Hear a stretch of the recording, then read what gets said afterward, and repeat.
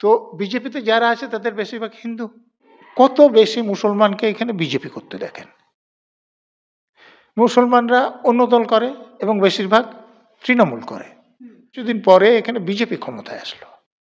তৃণমূল যখন ক্ষমতায় নেই তখন তৃণমূলের নেতাদের উপর আক্রমণ হতে পারে। হিন্দুরা এখানে সংখ্যাগরিষ্ঠ, এখানকার সংস্কৃতিতে সাহিত্যে তাদের প্রাধান্য আছে, কিন্তু রাষ্ট্রটা হিন্দু রাষ্ট্র নয়। তো এখানে একজন মুসলমানের যতটা ভালো থাকা সম্ভব, আমার ধারণা সেটা একজন বাংলাদেশ বা পাকিস্তানে থাকা সম্ভব নয়। এইটাকে যদি শুধু দেখানো হয় যে হিন্দু মুসলমানের মধ্যে বিরোধ, আমার মনে হয় সেটা সম্পূর্ণ সত্য নয়। তো এখানে যে প্রতিবাদ হচ্ছে না তা তো নয়। আমি কালকেও তো দেখেছি যে এখানে বাংলাদেশ হাইকমিশনের জন্য নাগরিক সমাজের প্রতিবাদ না, গোটা নাগরিক সমাজ বলতে যারা করছে তাদেরকে আপনি নাগরিক মনে করছেন না? হ্যাঁ অবশ্যই। তো তাহলে আপনি আর কাদের প্রতিবাদ দেখতে চান সেইটা বলুন। না তাহলে এই যে গতকালকে যে প্রতিবাদ হয়েছে সেখান থেকে বিজেপি এরকমটা বলছে যে কুণাল ঘোষ এরকম মন্তব্য করছেন যে বিজেপি বা তাদের সমর্থকদের একটা বিশৃঙ্খল মিছিল, সনাতনীদের মিছিল প্রসঙ্গে এরকমটা বলছেন। দেখুন, কুণাল ঘোষের পরিচয় আপনারা আমার থেকে ভালো জানেন, তো তার মন্তব্য নিয়ে আমার কোনো মন্তব্য করতে ইচ্ছা নাই।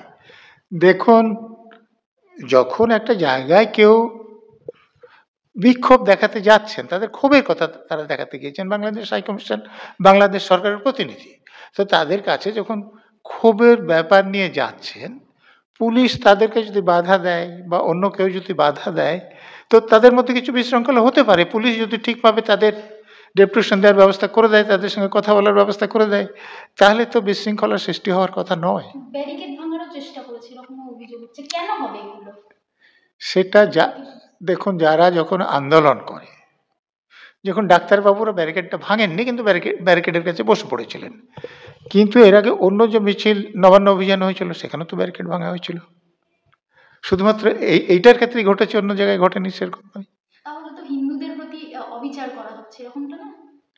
দেখুন, আমরা এখানে যে ভাবছি ওখানে হিন্দুরা সংখ্যালঘু, তাদের উপর অত্যাচার হচ্ছে, এটা দেখার একটা নিয়ম। আমি আপনাকে আরেকটা উদাহরণ দিচ্ছি। এখন আমাদের রাজ্যে যারা তৃণমূল করে, আপনি কত বেশি মুসলমানকে এখানে বিজেপি করতে দেখেন। মুসলমানরা অন্য দল করে এবং বেশিরভাগ তৃণমূল করে। আপনি ধরুন যে কিছুদিন পরে এখানে বিজেপি ক্ষমতায় আসলো, তারপরে তৃণমূল যখন ক্ষমতায় নেই তখন তৃণমূলের নেতাদের উপর আক্রমণ হতে পারে। তো তৃণমূলের পক্ষে আজকে যারা মারধর করছে তাদের উপর আক্রমণ হতে পারে। তো বিজেপিতে যারা আছে তাদের বেশিরভাগ হিন্দু, তৃণমূলে আছে বেশিরভাগ মুসলমান। তো তখন কোনো মুসলমানকে যদি কোনো হিন্দু মারে, তো সেটাকে দেখার দুটো পদ্ধতি আছে, যে বিজেপির লোক একজন তৃণমূলের লোককে মারছে, আর অন্যটা হচ্ছে একজন হিন্দু লোক একজন না, ওটা একটা দিক। দেখুন, স্বাভাবিকভাবে দেখবেন এখানকার মুসলমানরা যারা শাসন ক্ষমতায় থাকে তাদের সমর্থক থাকে। তো এতদিন পর্যন্ত এর আগে আওয়ামী লীগ শাসন ক্ষমতায় ছিল, তো তারা আওয়ামী লীগ করেছে, আওয়ামী লীগের নেতাদেরকে মারধর করা হয়নি, মেরে ফেলা হয়নি। তারা কি এসে পশ্চিমবাংলা আশ্রয় নেয়নি? মুসলমান আওয়ামী লীগ নেতা নিয়েছে। তো তো তাদের ব্যাপারে যারা এই কথা বলছেন হিন্দুদের, তাদের কথা বলছেন কি? তো এই যে হিন্দুরা যে বেশিরভাগ আওয়ামী লীগের সঙ্গে ছিল, তাদের উপর যখন আক্রমণ হচ্ছে, সেটাকে দেখানো হচ্ছে যে মুসলমানদের দ্বারা হিন্দুদের উপর আক্রমণ হচ্ছে। এটা সম্পূর্ণ ঠিক নয়। আমি বলছি না যে পুরোটা বেঠিক, কিন্তু সম্পূর্ণ ঠিক নয়। এখানে যেমন তৃণমূলের লোকদের উপর যদি বিজেপির লোকেরা হামলা করে, তাহলে এইটাকে যদি আমরা দেখাতে যাই যে হিন্দুরা মুসলমানদের উপর অত্যাচার করছে, এটা কিন্তু পুরো ঠিক হবে না।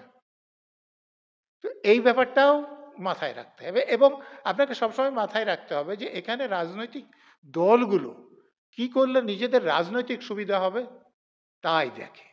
অতএব সেটা দেখে আপনারা বিবেচনা করুন, তাহলে বুঝতে পারবেন যে কোন রাজনৈতিক নেতা কিরকম কথা বলছে। অপরদিকে আমরা এটাও দেখেছি যে বাংলাদেশে যখন এরকম সংখ্যালঘুদের উপর অত্যাচার হচ্ছে, তখন এদেশের মুসলমানরা বলছেন, একাংশ বলছেন মুসলমান বলছে যে বাংলাদেশের তুলনায় এদেশে সংখ্যালঘুরা অনেকটা সুরক্ষিত। দেখুন, এই ব্যাপারে আমার কোনো রকম সন্দেহ নেই। কারণ দেখুন, পাকিস্তান একটা ধর্মের নামে রাষ্ট্র, কিন্তু ভারতবর্ষ অখণ্ড ভারতবর্ষও ছিল না, কোনোদিন ধর্মের নামে রাষ্ট্র এখানে ছিল আমার জানা নেই, হতে পারে যে আমি জানি না। এখন যে রাষ্ট্র আছে সেটাও কিন্তু সেকুলার রাষ্ট্র। এটা হিন্দু রাষ্ট্র নয়। হিন্দুরা এখানে সংখ্যাগরিষ্ঠ, এখানকার সংস্কৃতিতে, সাহিত্যে তাদের প্রাধান্য আছে। কিন্তু রাষ্ট্রটা হিন্দু রাষ্ট্র নয়। তো এখানে একজন মুসলমানের যতটা ভালো থাকা সম্ভব, আমার ধারণা সেটা একজন বাংলাদেশ বা পাকিস্তানে থাকা সম্ভব নয়, সৌদি আরবে ভালো থাকা সম্ভব নয়। কারণ ধরুন তসলিমা নাসরিন তো হিন্দু ছিলেন না। তো ওনাকে বাংলাদেশ থেকে মেরে তাড়িয়ে দেওয়া হয়েছে কেন, বা এখান থেকেই বা তাকে অন্য জায়গায় তাড়িয়ে দেওয়া হয়েছে কেন? উনি তো হিন্দু ছিলেন না। তো এই দিকটা থেকে লোকে যদি একটু দেখেন তাহলে একটু সুবিধা হয়। বাংলাদেশে যারা উগ্র মতবাদের লোক আছেন, ধর্মের ভিত্তিতে লোককে যারা বিচার করেন, ওখানে যারা উদারবাদী মুসলমান আছে তাদেরকে কি খুব ভালো চোখে দেখেন? সেরকম লোকদেরকে খুন করেননি? তো তাহলে এইটাকে যদি শুধু দেখানো হয় যে হিন্দু মুসলমানের মধ্যে বিরোধ, আমার মনে হয় সেটা সম্পূর্ণ সত্য নয়। আবার এটাও বলতে শোনা গেছে যে জেলের মধ্যেই তাকে খুন করে দেওয়া হতে পারে, এরকমটা আশঙ্কা প্রকাশ করছেন ইসকনের ভাইস প্রেসিডেন্ট। মানে এখানে এখানে অর্জুন সিং কি বলছেন? অর্জুন সিং কি বলছেন? জেলেও না, মমতা ও বন্দ্যোপাধ্যায় খুন করে দেবে। হ্যাঁ, যে উনাকে যে যেখানে জিজ্ঞাসাবাদ করতে ডাকছেন, যে চেয়ারে বসল সেই চেয়ারে না বসে অন্য চেয়ারে বসছেন। তাহলে এটা তো কোনো নতুন কথা নয়। শাসকদের বিরুদ্ধে লোকের যে সন্দেহ বা তাদের থেকে অত্যাচারের আশঙ্কা, এটা স্বাভাবিক। তো অর্জুন সিং যা বলছেন তার থেকে তো ওনারা আলাদা কিছু বলছেন না। দলের মধ্যেই অনেক শত্রু আছে, সোহাগের পর এরকমটাই বলছেন স্বমহিমায় হুমায়ুন কবির। দেখুন, এটা ওনাদের একটা রাজনৈতিক দলের ভিতরের কথা। এই নিয়ে বোধহয় আমার কিছু মতামত দেওয়া উচিত না। সেটা তাদের দল যা ভালো বুঝবেন তারা এটা করবেন। আদালতে দাঁড়িয়ে সরাসরি অর্পিতা মুখোপাধ্যায়ের সঙ্গে সম্পর্ক অস্বীকার পার্থর আইনজীবী। আপনার কি মনে হয় সত্যি কি তাদের মধ্যে কোনো সম্পর্ক ছিল না? দেখুন, এগুলো তাদের নথিপত্র প্রমাণ করবে তাদের মধ্যে কি সম্পর্ক ছিল। এখন মানুষ যখন খারাপ অবস্থায় পড়ে, পার্থ চ্যাটার্জি, অর্পিতা মুখার্জি দুজনেই খারাপ অবস্থার মধ্যে আছেন, তখন কি বললে তাদের সুবিধা হবে? তো যেহেতু অর্পিতা মুখার্জির বাড়িতে এই নগদ নোটগুলো, গয়নাগুলো, কাগজপত্রগুলো উদ্ধার হয়েছে, তো তখন নিশ্চয় পার্থ চ্যাটার্জির আইনজীবী এইটুকু বুঝেছেন যে অর্পিতা মুখার্জির সঙ্গে পার্থ চ্যাটার্জির সম্পর্ক অস্বীকার করলে তাতে লাভ হবে। এর বেশি আমার কিছু তার বলার নেই। মানে ছিল সম্পর্ক। না, আমি কি বলবো? আইনজীবীরা তো চিন্তা ভাবনা না করে আইনের কথা না ভেবে কথা বলেন না। পুরো দুর্নীতি মামলায় অর্জুন সিংকে ডেকে পাঠিয়েছিল গতকালকে। দেখুন, আমি তো বললাম, দেখুন অর্জুন সিং তৃণমূলে ছিলেন, বিজেপিতে ছিলেন, বিজেপি থেকে এমপিও হয়েছিলেন, আবার তৃণমূলে এসেছিলেন, আবার বিজেপিতে গিয়েছেন। অতএব অর্জুন সিং সেখানে একটা ফ্যাক্টর। এখন দেখুন, যে যারা রাজনীতিবিদ আছেন তারা খুব ভালোভাবে সততার সঙ্গে লোকের কাছে ভোট চাইছেন, লোক সুষ্ঠুভাবে তাদেরকে ভোট দিয়ে যেতেছে, এরকম সংখ্যা কম। গুন্ডা বদমাশরাই তাদের জন্য ভোট করছেন, তারা জিতছেন, এদের সংখ্যাই বেশি।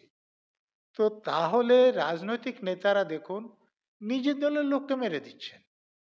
তো অর্জুন তো এখন অন্য দলের আছে। তো এটা অস্বাভাবিক কিছু ঘটনা নয়।